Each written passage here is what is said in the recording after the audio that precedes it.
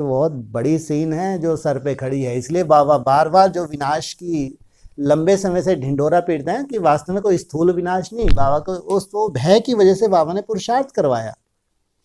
अगर बाबा ने 37 में ये ढिंडोरा पीटना, 40 साल का ढिंडोरा 76 का पीटा, फिर 2000 का पीटा, 18 का पीटा, 37 तक, ये केवल एक भय दिखाया जिसकी वजह से बच्चों ने पुरुषार्थ किया, और तो भी अलवेले रहे अगर नहीं किया। अब वो सीन सामने आ रही है, शेर आया शेर आया। लेकिन उस आड़ में जो हमने श्रेष्ठ पुरुषार्थ किया तो हमने अपनी सेफ्टी की है।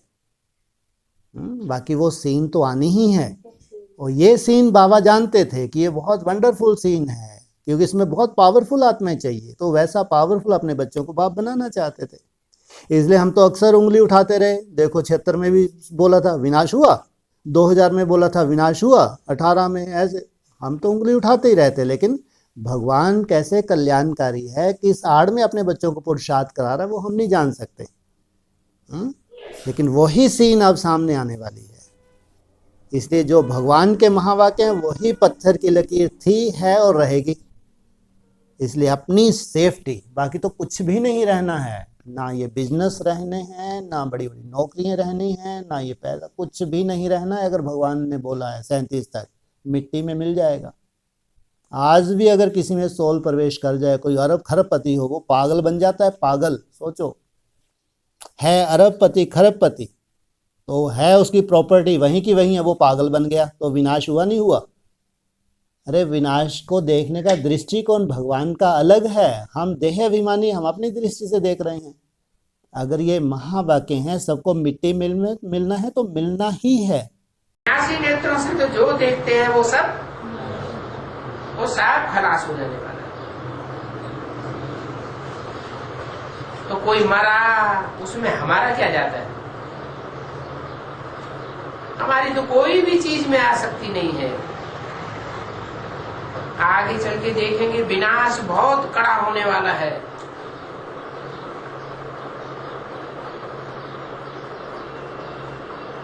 परंतु वो विनाश जब होगा तब तुमको बहुत खुशी होगी।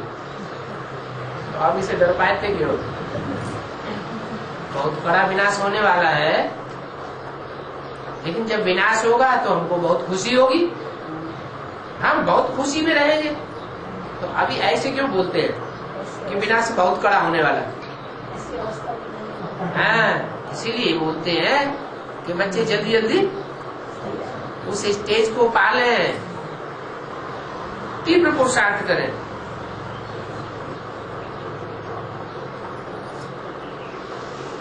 विनाश होने के टाइम तुम ट्रांसफर हुए कि हुए? कहाँ? पुरानी दुनिया से नई दुनिया की ओर ट्रांसफर होने लगेंगे। अगर पुरानी दुनिया की कोई भी चीज याद आई तो फेल हो जाएगा। अंतमते सोगति, फिर पुरानी दुनिया अपनी तरफ खींच लेगी।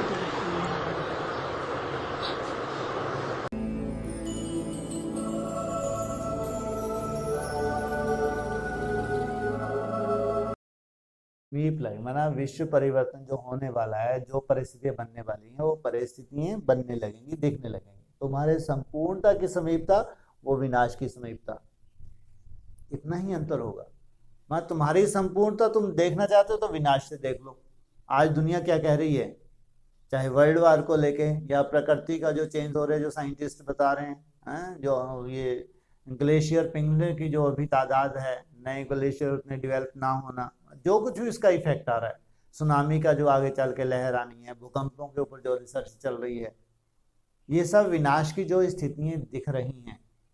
तो माना विनाश दूर नहीं, ऐसा लोगों को भी लगता है कि अभी विनाश दूर नहीं है, और बाबा कह रहे तुम्हारी संपूर्णता भी दूर नहीं है।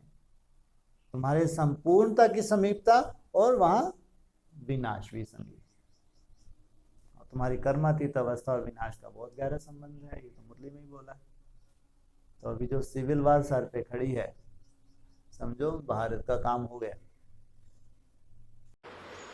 क्योंकि पढ़ते पढ़ते जब तुम बाबा को याद करते करते, जब तुम्हारे में से ये नंबरवार माला बन जाती है, उसके साथ दूसरे का भी इम्तिहान पूरा हो जाता है। तब ये लड़ाई लगती है ना। तो तुम्हारा भी मदार लड़ाई के ऊपर है, लड़ाई का भी मदार तुम्हारे ऊपर। बाप का ज्ञान पूरा हुआ और जल्दी लड़ाई शुरू हो जाएगी, और तुम्हारी पढ़ाई पूरी हुई तो जरूर लड़ाई लग जाएगी। बने बनाई ड्रामा की बात है ना बच्ची। तो विनाश सामने खड़ा है। इस महाभारी लड़ाई द्वारा सुख धाम शांति धाम के गेट खुलने वाले हैं। कौन सी लड़ाई द्वारा? ये जो सामने खड़ी है महाभारी महाभारत ग्रह युद्ध, कहाँ होता है ये? भारत में। जो सिविल वार है एकदम सामने है। क्या हो जाएगा इसके बाद? स्वर्ग के गेट खुल जाएंगे, गवर्नमेंट बहुत अलर्ट हो जाए, एजेंसियां एकदम अलर्ट हो जाए कि नहीं, हम सिविल वार होने ही नहीं देंगे। हो सकता नहीं हो सकता? कितनी आज की डेट में तो हमारी एजेंसियां तो बहुत अलर्ट है। और पीएम भी कुछ ना कुछ ईमानदारी है नहीं है। अरे जब सन्यासी है तो ईमानदार हो सकता नहीं हो सकता? हम सिविल वार नहीं होने देंगे। एजेंसियों को भी एकदम अलर्ट, कोई खिटपिट नहीं होनी। स्वर्ग आएगा, आ जाएगा। और भगवान क्या कह रहा है? रोक सको तो रोक लो। कहाँ तक रुका हुआ है? ज्यादा से ज्यादा सिविल वार कहाँ तक रुकी है? हाँ, तुम बच्चों की अभी कर्मातीत अवस्था नहीं हुई है, इसलिए मुरली में बोला तुम्हारी कर्मातीत अवस्था और विनाश का बहुत गहरा संबंध है, और भारत से इसकी शुरुआत होती है। इसलिए भारत के लिए खास सिविल वार बोला हुआ है। इसलिए ऐसी 16 प्रवेश होती हैं। कोई कहते हैं हमको हिंदू राष्ट्र चाहिए, कोई कहते हैं हमको सिख राष्ट्र चाहिए, मुसलमान अपने रट्टे लगाएं। तो ये क्या ऐसी ऐसी आत्माएं घुस जाती हैं, क्या करती हैं? तांडव करवा देती हैं। इसलिए भगवान भी कह रहे हैं तो इस महाभारी लड़ाई द्वारा सुख धाम शांति धाम के गेट खुलने वाले हैं। इनको सबको क्या मिल जाएगी? शांति मुक्ति, और तुमको जीवन मुक्ति। तुम भी के भारत को स्वर्ग बनाने के लिए तन मन धन से सेवा कर रहे हो। तृतीय विश्व युद्ध माने महाभारी महाभारत गृह युद्ध है, जिसके आसार भारत में दिखाई दे रहे हैं और किसी देश में दिखाई नहीं दे रहे हैं। भारत में जितना जातिवाद और जातिवाद को लेकर झगड़े हैं उतना और किसी देश में नहीं है। अनेक प्रकार की जातियों का जमघट जितना भारत में भरा हुआ है, इतना और देशों में और धर्मों में नहीं है, और धर्मखंडों में नहीं है। इसी आधार पर भारत में जितनी राजनीतिक पार्टियां फैली हुई है और राजनीतिक पार्टियों के आधार पर विद्वेष फैला हुआ है, इतना दुनिया के किसी भी देश में नहीं है। ऐसे ही राज्यवाद और राज्यों की संख्या जितनी भारत देश में है उतनी और दुनिया के किसी देश में राज्य को लेकर के झगड़ा नहीं है। भाषावाद, भाषाओं को लेकर के जितना झगड़ा भारतवर्ष में है, मुरफुट्टौल है, उतना दुनिया के और किसी देश में भारत भाषाओं का झगड़ा नहीं है।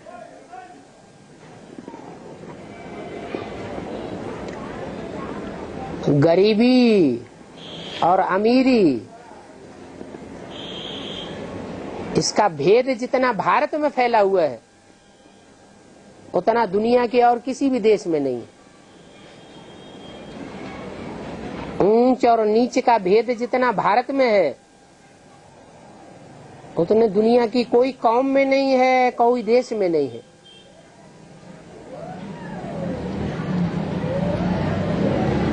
इतनी भिन्नताओं के बीच में फिर भी भारत देश में कोई ऐसी विशेषता है जो यहाँ का प्रजातंत्र शासन में आज तक भी मिलिट्री शासन नहीं चला है। और वही पड़ोसी देश पाकिस्तान में कितनी बार मिलिट्री शासन हुआ।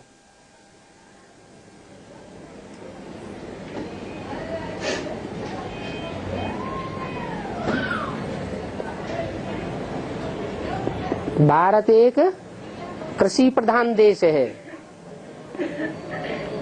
कृषि प्रधान देश में सबसे जास्ती गिरी हुई हालत किसानों की है।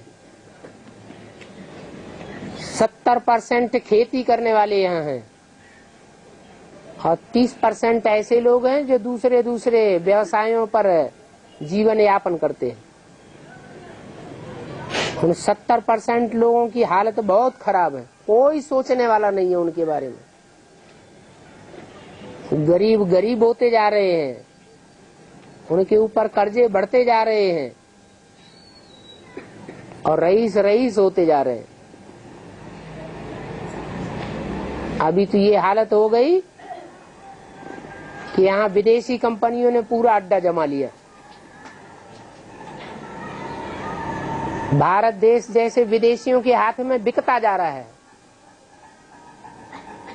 सारे बड़े बड़े शहर है और बड़े बड़े शहरों की जितनी भी एसेट्स हैं, संपत्तियां हैं, वो विदेशी लोग खरीदते चले जा रहे हैं। तो ऐसे ही होता रहेगा या परिवर्तन होगा? जब अति हो जाती है तो अंत हो जाता है।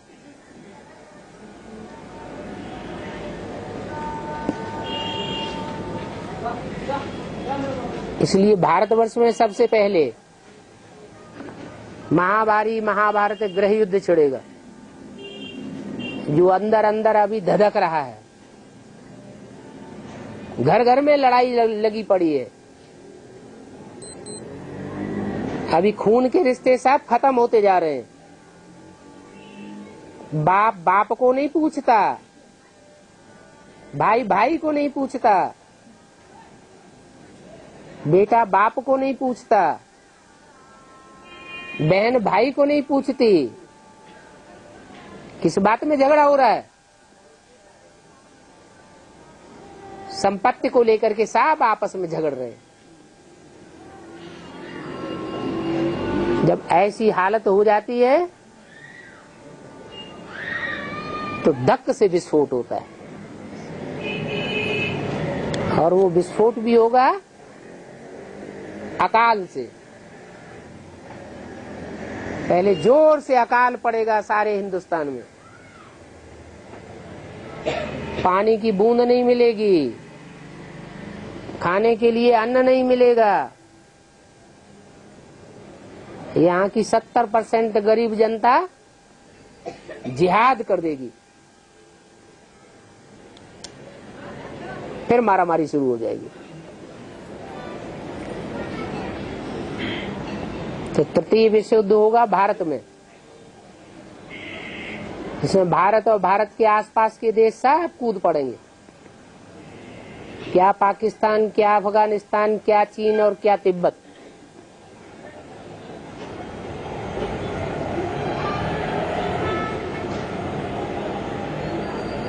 ये लंबे समय का युद्ध है। खून की नदियां बहेंगी। विकराल विनाश सामने खड़ा हुआ है।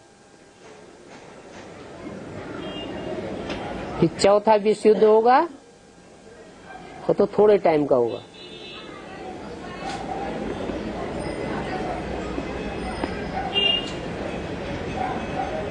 तो कितने साल गुजर गए अभी? 70-71 साल हो गए। अभी बहुत थोड़ा समय बचा है। विनाश सामने खड़ा हुआ है।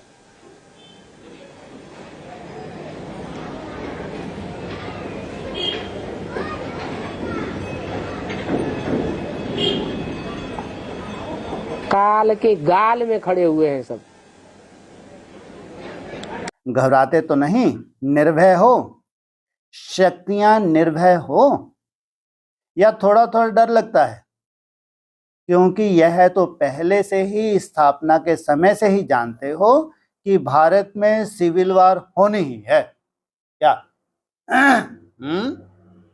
सामने क्या खड़ी है? Civil war. सोचो कितना वंडरफुल सीन है। एक तरफ हाहाकार, कहाँ कहाँ?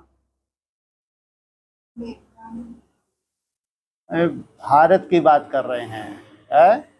अभी G20 हुआ है, इतना उनको लगता है भारत तो एकदम जैसे कि कहाँ से कहाँ पहुंच रहा है। उसके अंदर सिविल वार की भी नूंद है।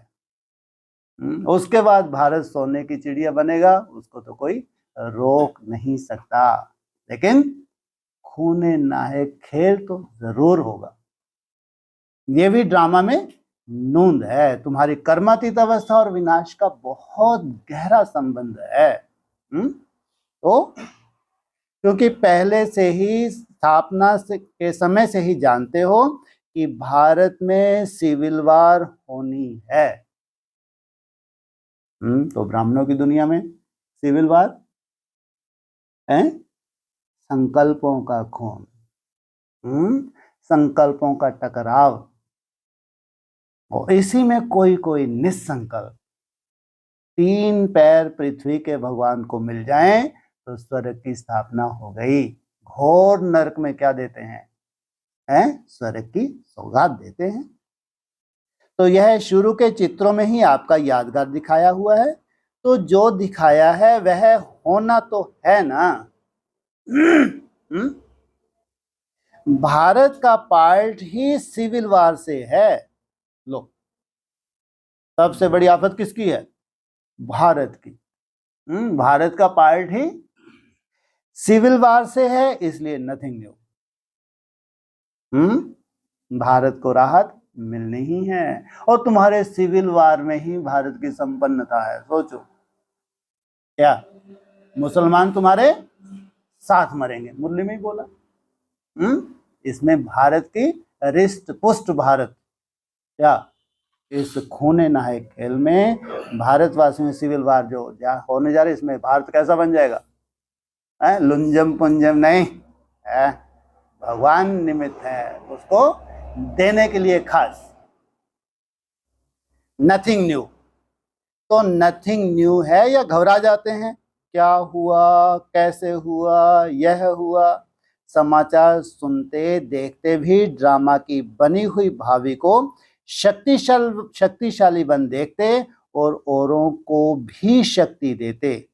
यही काम है ना आप सबका। दुनिया वाले घबराते रहते और आप उन आत्माओं में शक्ति भरते। चिंता मत करो, ये सिविल वार ज्यादा नहीं चलनी है। ज्यादा कितनी चलेगी? कितनी चलेगी ज्यादा ज्यादा? 5-7 साल? तो 2 साल और ही बढ़ा दे। 4-5 साल ज्यादा से ज्यादा है, तो उसके बाद राम राज आना ही है। तो बनाने ही है, बंद होना इम्पॉसिबल है। जो जो कल पहले हुआ था सो अब रिपीट होगा। और नेचुरल कैलेमिटी से पुरानी दुनिया का विनाश हुआ था, सो अभी भी होगा।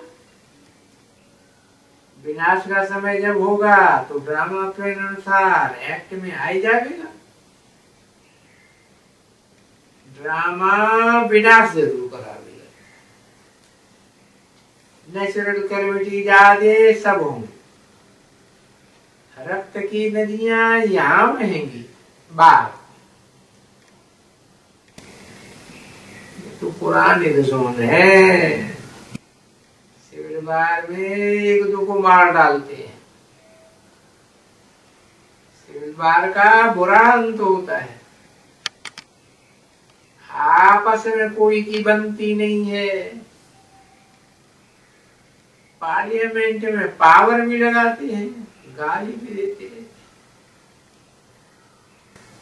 तुम्हारे भी थोड़े जानते हैं कि ये दुनिया बदल रही है। महाभारी महाभारत युद्ध भी शास्त्रों में गाई हुई है। कौन सी सामने खड़ी है? महाभारी महाभारत युद्ध सामने खड़ी है। फिर उनको कहते हैं थर्ड वर्ल्ड वार। अंडरलाइन। क्या होने जा रहा है अभी?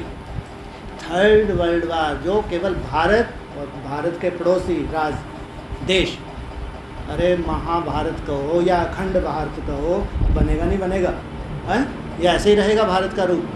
क्या बन जाएगा भारत? अखंड भारत। ये भगवान का संकल्प है। मोदी तो बेचारा कठपुतली है। क्या हो रहा है? ये मोदी गवर्नमेंट यह है, कठपुतली है नहीं है। संकल्प किसका है ये? अखंड भारत भगवान का संकल्प है। तो महाभारी महाभारत युद्ध शास्त्रों में गाई हुई है। फिर उनको कहते हैं थर्ड वर्ल्ड वार। दूर है पास है? इसको बाबा ने सिविल वार भी बोला है। हिंदू मुस्लिम सिख ईसाई आपस में भिड़ते हैं, खूने नायक नदी बहती है। यह रिहर्सल होती रहेगी। First world war, second world वार, थर्ड वर्ल्ड वार भी है। वो बात अलग जो फर्स्ट वर्ल्ड वार हुई, फिर सेकंड वर्ल्ड वार 42-45 का, अभी थर्ड वर्ल्ड वार जो आगे चल के होनी है, वो अपनी जगह है। वो तो पूरे विश्व को स्वाहा करने के लिए। लेकिन ये भारत में बाबा ने, भारतवासी भी तो एक क्या है, विश्व है नहीं? ब्राह्मणों का अपना विश्व है नहीं है? उसका प्रभाव कहाँ आएगा? भारत के ऊपर आएगा नहीं आएगा? नहीं आएगा। ये है सिविल वार। तो वो first world war, second world war, वो थर्ड वर्ल्ड वार, माना लास्ट कौन सी होगी वो? सब कंट्री को पार्टिसिपेट करना पड़ेगा, वो होगी थर्ड वर्ल्ड वार। अब बच्चे जानते हैं यह लड़ाई तो बहुत ज़ोर से लगेगी। क्या बच्चे कैसे जानते हैं? इतने सुंदर तीसरे नेत्र हैं इनके पास। अब बच्चे जानते हैं यह लड़ाई तो बहुत ज़ोर से लगेगी। कहाँ हैं बच्चे? कौन है? कैसे जानते हैं ये बच्चे? जानते हैं या बुद्धू बने हुए हैं? कोई अपनी नौकरी टोकरी में लगा हो, अपनी बिजनेस में लगा हो, अपने पुराने ढर्रे में लगा हो, ये बच्चे जानते हैं। कौन से बच्चे हैं? जो जिनका बच्चे कच्चे नहीं, वो बच्चे हैं। ये बच्चे जानते हैं कि अभी समय बहुत खतरनाक है। कैसे जानते हैं? हाँ, जो अपनी कर्मातीत अवस्था के करीब हैं उनको टचिंग होती है नहीं होती? नहीं होती। उनको दृश्य देखते हैं नहीं दिखते? जो कल आने वाला है वो बंद आँखों देखते हैं या मन बुद्धि के साक्षात्कार होते हैं? मन बुद्धि के साक्षात्कार होते हैं। इसलिए बोला अब बच्चे जानते हैं लड़ाई तो बहुत ज़ोर से लगेगी। नहीं तो मौत कैसे आएगा? अगर ये बहुत ज़ोर से नहीं लगेगी तो मौत कैसे आएगा? यादव कुल का विनाश, क्या कौरव कुल का विनाश, ये दोनों कुल खल्लास समझो। क्या एक तरफ थोड़े से पांडव क्या लगे हैं दिन रात? मेरा बाबा मीठा बाबा प्यारा बाबा है, धुन लगा दी। कौन सी धुन लगा दी? याद की यात्रा की। और ये यदुवंशी सब खलास होना है। किसके कुल के हैं यदुवंशी? कृष्ण के कुल के, ब्रह्मा के कुल में। जितने ही ब्रह्मा को आ गए खल्लास ही समझो।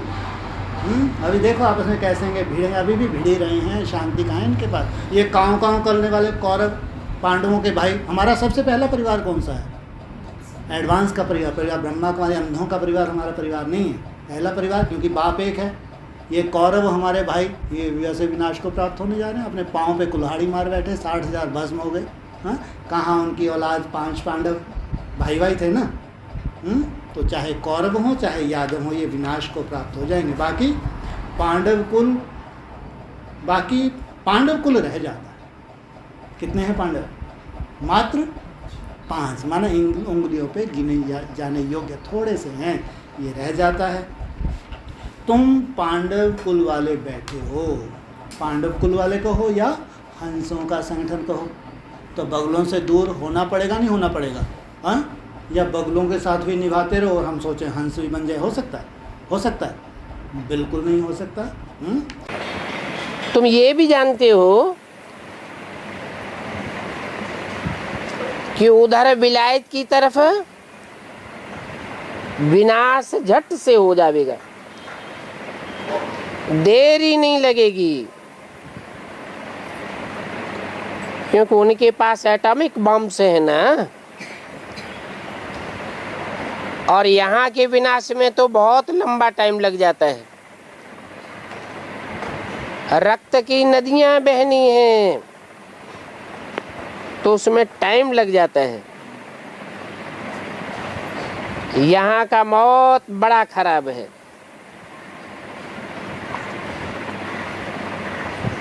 क्योंकि ये अविनाशी खंड है। इस अविनाशी खंड पर उन्हों का इतना दबाव नहीं आवेगा। क्यों? जिसके पास बंदूक होती है उसके ऊपर बंदूक से हमला किया जाता है। जिसको जानते हैं इसके पास बंदूक है ही नहीं तो हथियारों की जरूरत ही नहीं। तो उन विदेशों में तो एटॉमिक एनर्जी भरी पड़ी है। विलायत से तो बहुत दूर है। नक्शे में हिंदुस्तान को अगर देखेंगे तो हिंदुस्तान तो जैसे एक कोना है। ड्रामा अनुसार यहाँ उनका इतना असर नहीं होगा। हाँ, यहाँ तो हिंदू मुसलमानों के बीच रक्त की नदियां बहनी हैं और उसके लिए अभी से अच्छी तैयारी कर रहे हैं। हो सकता है कि पिछाड़ी में इनको बम से भी लोन दे देवे। इनको पाकिस्तान को, बाकी वह बम्स जो फेंकने से ही खत्म हो जाएं।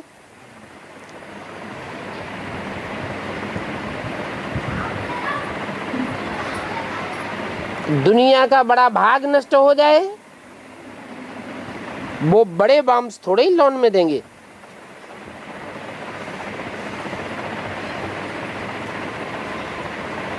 हल्की क्वालिटी के देंगे। जो काम की चीज होती है वो थोड़े ही किसी को देते हैं। ये विनाश तो कल पहले मिसल हो ही जाना है। इसमें कोई नई बात नहीं है।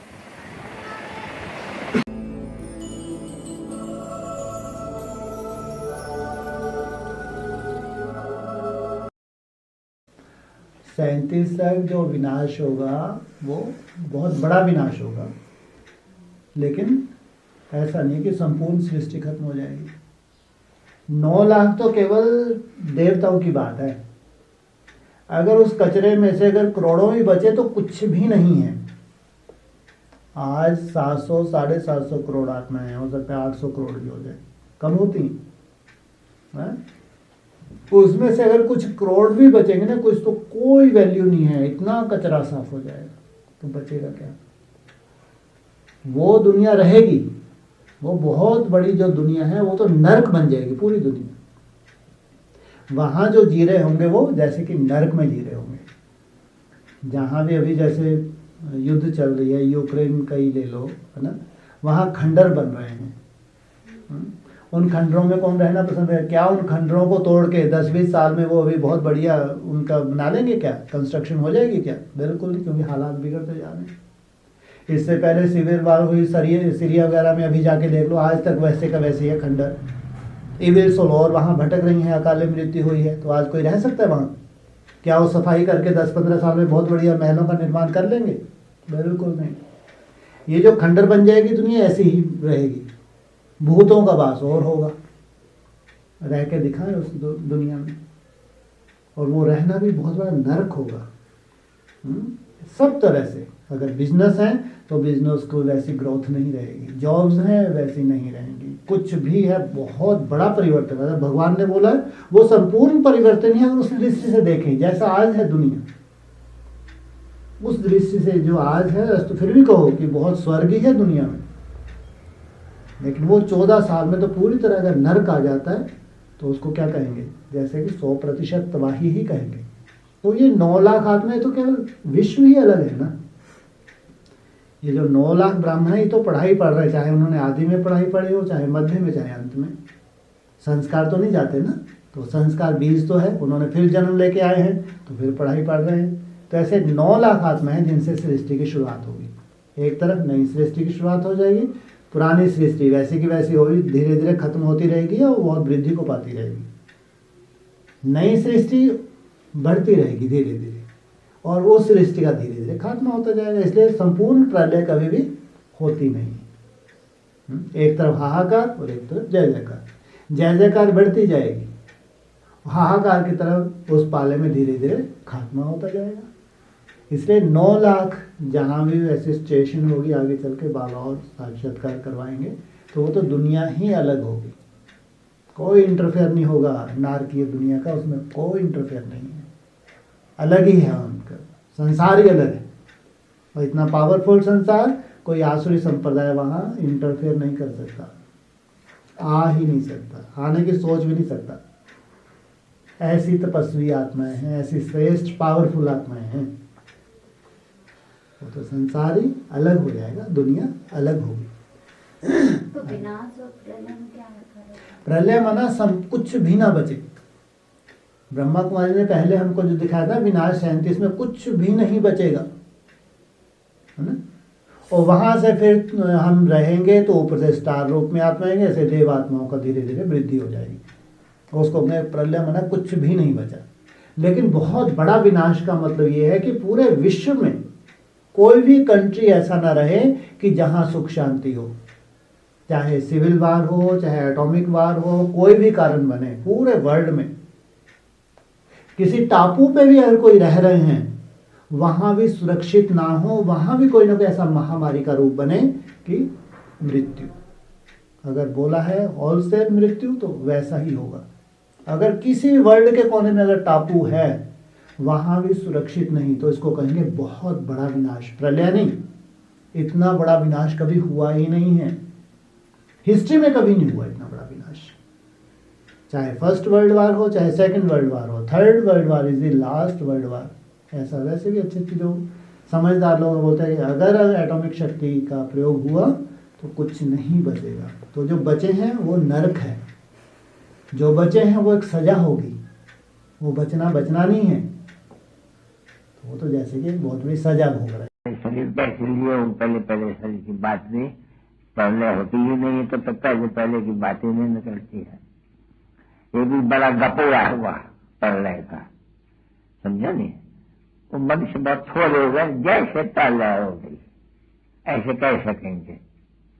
प्रलय तो माना प्रलय हो जाता है, यहाँ तुम कहेंगे जैसे प्रलय हो गई। क्योंकि अभी यहाँ 500 करोड़ मनुष्य था, 60 लाख, वो तो बहुत थोड़े हो गए नहीं। तो इसको कह जाएगी जैसे, तो जैसे प्रलय हो जाती है। थोड़ा ही यहाँ होगा ना तो बोलेंगे विनाश होते हैं।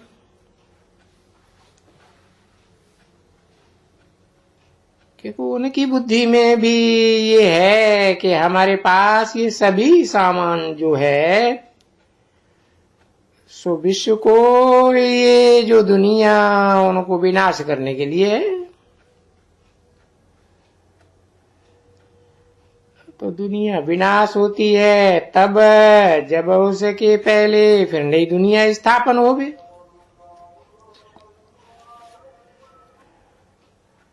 अब दुनिया तो कभी सारी विश्व सदैव खत्म नहीं होती है। दुनिया तो है ही है,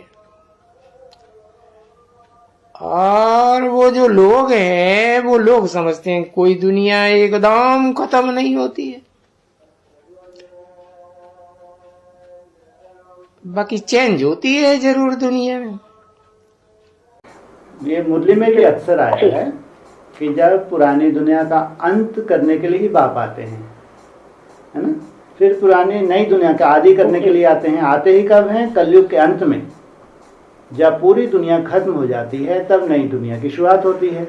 तो बाबा यहाँ कौन सी दुनिया को देख रहे हैं? इसका मतलब ये है जो दुनिया उस वक्त बची हुई है वो दुनिया नहीं है, वो तो एक बहुत बड़ा नरक बन चुकी है। वो तो बहुत बड़े उनके हिसाब किताब हैं, क्योंकि उस वक्त ना तो उनके पास वायु शुद्ध है ना पानी शुद्ध है। इसलिए जो बड़े बड़े उद्योगपति हैं वो अपनी व्यवस्थाएं अंडरग्राउंड कर रहे हैं ताकि हमारा जीवन रहे। उनको भी मालूम है कि ये अंतिम स्टेज है, लास्ट स्टेज है सृष्टि की, तो उसको बचा हुआ नहीं कहेंगे। जिस सृष्टि को भगवान मानता था उसको तो अपने अंदर लय कर लिया, कि गीता का ये पॉइंट है ना, अंत में मैं पूरी सृष्टि को अपने अंदर समा जाता हूँ, फिर नए सिरे से उस सृष्टि की मैं उत्पत्ति करता हूँ। तो जो उस वक्त बचे होंगे, जैसे मुरली में ही आया, आधे पुण्य आत्मा आधे पाप आत्मा, तो जो उस वक्त बचे हैं वो पाप आत्माएं हैं, तो उनको भी भोग के जाना है, लेकिन उनको तो जैसे कि भगवान देख ही नहीं रहा। जो बचे हैं उनका तो कोई अस्तित्व ही नहीं है, और उनमें वो बचे हुए हैं जो हमारी नई दुनिया के निर्माण के लिए कार्य आने वाले हैं। तो सृष्टि तो पूरी कभी खत्म ही नहीं होती, ये बोला हुआ है। जो देवताएं होंगे जो नई सृष्टि में ट्रांसफर हो रहे हैं तो वो तो मौजूद ही है ना, लेकिन पुरानी दुनिया खत्म हो चुकी जिसको भगवान देख रहा है। इसलिए एडवांस में ये पॉइंट भी बहुत अच्छा आता है कि 500-550 करोड़ आत्माओं का जिक्र आता है। जो पॉपुलेशन का जिक्र आता है साकार मुरली में, कलयुग के अंत की पॉपुलेशन 500-550 करोड़, अभी 750 करोड़ हो गई, तो ये 200 करोड़ जो है इनको तो भगवान देख ही नहीं रहा। ये तो जैसे कि कीड़े मकोड़े हैं, 1-2 जन्म लेते हैं लास्ट में। पॉपुलेशन तो जो मुरली में बोला है, मुरली में बोला है 500-550 करोड़ मनुष्य आत्माएं हैं टोटल। मुरली का पॉइंट है ये। जो पुराने चित्र बने हुए थे उनमें भी 500 करोड़ आत्माएं, 550 करोड़ का जिक्र आता था। पुरानी मुरलियों में भी यही जिक्र होता है। आजकल तो उन्होंने चेंज कर दिया या काट ही देते हैं ऐसे पॉइंट, लेकिन भगवान 500-550 करोड़ को ही देख रहा है। लेकिन उसके बाद जो अभी पॉपुलेशन बढ़ गई है 700-750 करोड़, ये 40 साल में बढ़ी है ये पॉपुलेशन। ये कीड़े मकोड़े हैं, ये कोई जीवन नहीं है, तो इनको नहीं देख रहा है। इनको तो अगर ये रहते भी हैं तो ये सजा पाएंगे ये। लेकिन जिस सृष्टि को भगवान देखता है वो परमधाम जा चुके होंगे, या जो नई सृष्टि सामने है, जो भगवान आया है नई सृष्टि की स्थापना करने, वो उसको वंडर ऑफ द वर्ल्ड, पूरा विश्व उसको जान रहा होगा, लेकिन वहाँ किसी को परमिशन नहीं है जाने की। तो नई दुनिया भी होगी और पुरानी दुनिया विनाश हो चुकी होगी। लेकिन जो दिख रही है दुनिया वो एक सजा है। इसलिए मुरली में ही ढेर पॉइंट अक्सर रिपीट होते हैं विनाश के, है ना। भगवान आते ही हैं, सबको ऊपर पहुंचा देता हूँ तुमको जीवन मुक्ति देने के लिए, ये मुरली का पॉइंट है। तो संपूर्ण विनाश नहीं होगा लेकिन जो होंगे वो एक सजा होगी। हाँ, जो तुम्हारे सहयोगी बनने वाले हैं, जो खास उनमें साइंटिस्ट को ही बोला है तुम खुद ही निर्माण करोगे क्या, निर्माण के लिए भी तुम्हारे सहयोगी बनने वाले हैं, उनका भी पार्ट है, तो वो भी तो चाहिए। विनाश होने के बाद थोड़े बचते हैं, उनमें पुण्य आत्मा भी रहते हैं, पाप आत्मा भी रहते हैं। ये क्या बात हुई है? विनाश होने के बाद थोड़े बचेंगे, उन थोड़ों में पाप आत्माएं भी होंगे, पुण्य आत्माएं भी होंगे। कोई लेना देना नहीं है। ये तो यहाँ नरक बनने के बाद सालों साल वहीं जन्म भी लेना, वहीं मृत्यु। अव्यक्त वाणी का पॉइंट है ये, मन से नहीं बोल रहा कि वो तेजी से मशीनरी चलेगी, जन्म लेंगे फिर शरीर छोड़े, जन्म लेंगे फिर शरीर छोड़ेंगे, अकाले मृत्यु बहुत होगी। ये वही समय चल रहा है और ये लंबा समय चलेगा ये। इसलिए कभी भी महाप्रलय कभी नहीं होती, मुरली में बोला है। एक बड़ा परिवर्तन होता है, इतना बड़ा परिवर्तन कि पूरी दुनिया से कुछ आत्माओं को निकाल के एक अलग नई सृष्टि की शुरुआत हो जाती है। फिर पुरानी सृष्टि मिट जाती है, ऐसा नहीं एकदम से मिट जाएगी, बिल्कुल नहीं। एकदम परिवर्तन होता है या परिवर्तन होने में टाइम लगता है? जो प्रकृति एकदम तामसी बन गई है 2036 में, एकदम तामसी बन जाएगी ना एटम बम फटने से। पृथ्वी हो, चाहे जल हो, चाहे वायु हो, ये तामसी तो बनेगी ना।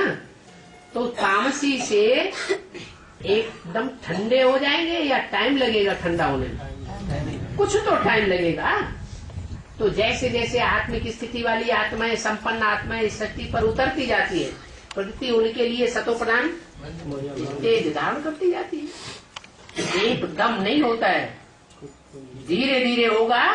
1-2 जन्म में स्थिति सा ठीक हो जाएगी। क्या चले जाओ जो सिविल वार हुई थी, हाँ, ये अरब कंट्री में, अभी दशाएं देखो, अभी जाके दशाएं देखो, बिल्डिंग ऐसे खंडर अभी भी खड़ी हैं, वहाँ से कोई निकलना पसंद नहीं करता।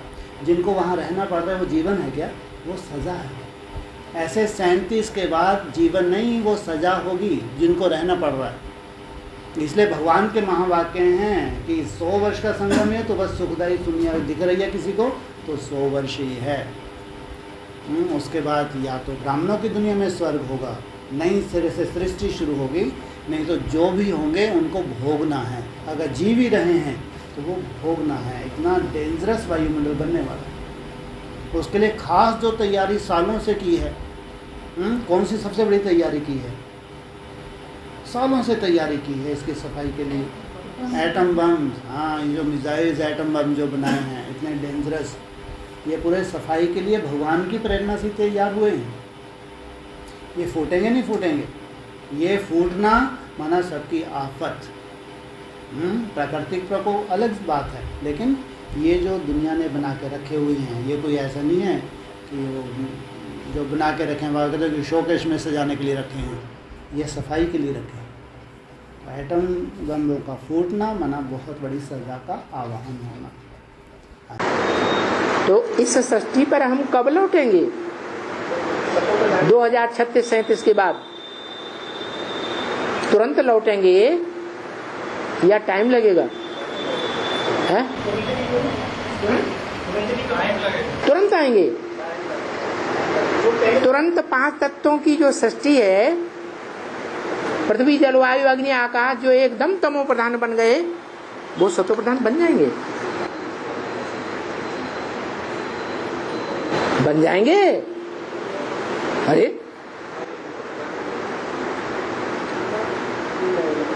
बन जाएंगे। ऐसे होगा? है? टाइम लगेगा। इसलिए बोला जब ये सब क्लियर हो जाएगा तब आना, फिर आकर के राज्य करना। राज्य सत्तो प्रधान प्रकृति पर करेंगे या ये जो तमो प्रधान प्रकृति विनाश काल में बन जाती है तब राज्य करेंगे? तो टाइम नहीं लगेगा। तो सतो प्रधान प्रकृति कैसे बनेगी? है योग बल से। से तत्व का मिलने वाला है। सबसे बड़ा सहयोग धन्य है। लो यही नहीं मालूम है? भूकंप, हाँ, सबसे बड़ा सहयोग होने वाला है। धरती कंपन, धरती का जो भूकंप का रूप है, ये ताश के पत्ते मुआफिक जो बड़ी बड़ी बिल्डिंग्स है, क्या बताया, जैसे ताश के पत्ते होते हैं ना, ऐसे बिखर जाएंगे। बाढ़ से इतना नुकसान होता है? कोई नुकसान नहीं होता। बाढ़ आपके घर में घुस गई, थोड़ा फर्नीचर ख़राब हो गया, थोड़ा कुछ मुआवजा मिले, उसमें नया फर्नीचर बना लिया, कोई बड़ा नुकसान नहीं है। बारिश अति की हो, फसलों का नुकसान हो जाए, ऐसा हर साल तो ऐसा कोई ज़रूरी नहीं है। सबसे ज़्यादा खतरनाक जो है, और बाबा ने भी बताया है भविष्य में, प्रकृति का रूप कौन सा? भूकंप का जो है, ये सबसे बड़ा सहयोगी है पुरानी दुनिया का विनाश और नई दुनिया दिखाने के लिए। इसलिए उसमें जो तबाही होती है भूकंप में, जान की भी, माल की भी, और किसी भी प्रकृति तत्व में इतना नहीं जितना भूकंप से हो। तो अभी तो 5 तत्व एक साथ ऑर्डर मांग रहे हैं कि हमको ऑर्डर चाहिए, हम मिलकर अपना कार्य ख़त्म करें, हम भी शांति से बैठें। रहने वाले सैकड़ों करोड़ की तादाद में, और जमीन थोड़ी पड़ जाती है तो मंजिलें बनाते रहते हैं, 100 मार के मकान बनाते हैं। बनाने वालों को ये पता ही नहीं है कि ये एटम बम जो बना के रखे हैं ये हमारे मकान की सजावट के लिए नहीं बने हैं। ये बने हैं तो जरूर कभी विस्फोट होंगे, और जब इनका विस्फोट होगा तो पृथ्वी डोल जाएगी। पृथ्वी के डोलने से बड़े बड़े भूकंप आएंगे, ज्वालामुखी फटेंगे, और जमीन के अंदर का माल ऊपर और ऊपर का माल अंदर चला जाएगा।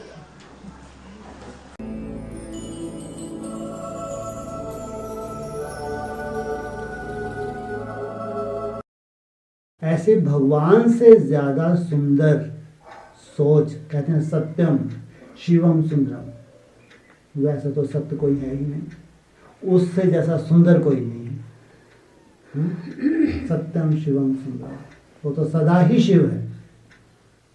वो अगर ऐसे कोई अथॉरिटी कह लो, योग बल के द्वारा अगर ऐसा कुछ दुनिया का ऑपरेशन होता है तो इसके पीछे कितना सुंदर भगवान की रूपरेखा छुपी होगी। हमको केवल डिस्ट्रक्शन दिख रही है, लेकिन उसके पीछे जो इनको शांति मिलने वाली है। आज क्या दुनिया में कोई सुख शांति है? ये तो अपन यहाँ बैठे बोल रहे नहीं, लेकिन वास्तविकता ये है, जाओ उन करोड़ों अरबपतियों के पास, वो नींद की गोली लेके सोते हैं। हमको लगता है कि पैसे इनके पास स्वर्ग है। नहीं भाई, नहीं हो सकता। ये जो इनकी भूख है ना, नहीं, वो तो कितना टॉर्चर हो रहे होंगे अपने कर्मों की जो रूपरेखा इनकी सबकी अपनी अपनी। कोई भी हो, वर्तमान समय है नरक बन चुका है। भगवान के महावाक्य हैं, पूरी दुनिया नरक बन गई है, भगवान के महावाक्य हैं। तो ये नरक की दुनिया में जो जी रहे हैं, क्या ऐसा जीवन भगवान ने दिया था? क्या ऐसा कभी हो सकता है? ऐसा जीवन भगवान दे जैसे दुनिया आज हम देख रहे हैं। जो बीमारियां फैल रही हैं, कोरोना ने जो हालत की है, जो आने वाला जो समय है, या पीछे जो समय बीत चुका है, 25 साल पीछे चले जाओ, पेपरों में पढ़ लो कितनी गिरावट समाज में हो चुकी है, कितनी लूटा पाटी, कैसे नेताएं लूट रहे हैं, कैसे ढोंगी बैठे हैं लाल कपड़े पहन के, कितनी दुर्दशा समाज की हो चुकी है। क्या ये दुनिया है क्या? क्या भगवान की कह सकते हैं भगवान ने ऐसी रचना रची होगी? तो सब भेड़िए बन गए। तो इन भेड़ियों का जब तक अंत नहीं होगा, क्या नई दुनिया आ जाएगी? अब ये सब मुक्ति की अवस्था में चले जाएंगे, उसके बाद जब नए सिरे से आएंगे, चक्र शुरू होगा, तो सोचो कितनी सुंदर आत्मा बन के नीचे आएगी, जिसमें जितना ज्यादा देह अभिमान है वो दैहिक रूप से देखेगा। जो आत्मिक स्वरूप में टिक गए, एक दो को आत्मा देखना, उनको तो देह से कोई मतलब ही नहीं है। कल पिसते हैं तो आज पिस जाए, लेकिन इनको शांति मिल जाए। अगर चक्की में पिसना ही है दुनिया को, तो कल पिसती आज पिस जाए। केवल पिसने से डर क्यों रहे हैं? हमारा मोह, हमारा लगाव, हमारा अटैचमेंट की हम देख नहीं सकते। आत्मा न कटती है, न मरती है, क्या गीता में स्पष्ट लिखा है? न जन्म लेती है। पूरा आत्मा का अस्तित्व ही अलग है। और भगवान ने सबसे पहले पढ़ाई तुमको क्या पढ़ाई? शरीर की आत्मा की। यहाँ शरीर का तो कोई रोल ही नहीं है। ये इतना सुंदर विद्यालय है, यहाँ केवल सच्चाई ही है। दुनिया में तो केवल कहते हैं कि तुम आत्मा हो, आत्मा हो, बिल्कुल नहीं। लेकिन भगवान ने उस आत्मिक स्वरूप में तुमको टिकाया, उस स्वरूप में टिक के रह के तुमको अपना जीवन कैसे जीना है वो कला सिखा रहे हैं। वो तो देह को देखता ही नहीं है। सब दुखों का कारण ही ये देह है। जब हम अपनी आत्मा को भूल गए, देह क्या है? स्वार्थ घुसा है। स्वार्थ घुसा है तो सब दुर्गति में प्राप्त हो रहे हैं। तो क्या ये दुनिया एक दो को सुख दे रही है? बिल्कुल नहीं। एक दो को काट रहे हैं, भाई भाई को काट रहा है। सोचो इतना अनर्थ कहाँ होगा? भाई भाई को नहीं देख सकता सुखी। बेटा माँ की दुर्गति कर रहा है, ये हालत है। इतना कलह क्लेश, जिस माँ ने जन्म दिया उसके प्रति कैसा क्या व्यवहार करते हैं। माँ बाप को घर से निकाल देते हैं, ऐसे बच्चे पैदा हो रहे हैं, माँ बाप पूरा जीवन उनके लिए लगा देते हैं। ये घर घर की कहानी है ये। तो ऐसी दुनिया आपको अच्छी लग रही है कि भगवान कैसे मिटा सकता है? हद हो गई है।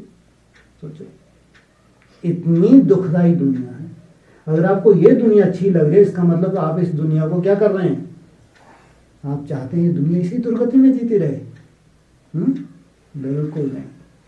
भगवान कभी भी अनर्थ नहीं कर सकते। हमको अनर्थ दिखता है केवल अपने मोह की वजह से, हमारे लगाव की वजह से, हमारे देह अभिमान की वजह से। लेकिन भगवान कभी भी अनर्थ नहीं कर सकता। नाम ही उसका भगवान है, सदा दाता है। वो तो आया ही है सुख शांति देने के लिए पूरे विश्व की आत्मा, वो 500-700 करोड़ आत्मा को सुख शांति का वर्षा देने के लिए आया। सोचो, इसलिए जो भी ये ऑपरेशन की नूंद है भविष्य में, जो हो रहा है, जो होने वाला है, जो होने वाला है, वो सीन आज तक हमने नहीं देखी होगी। आपने जितनी भी सीन देखी है बड़ी से बड़ी, लेकिन जो आने वाली वो सीन आपने नहीं देखी होगी 5 साल के बीच में।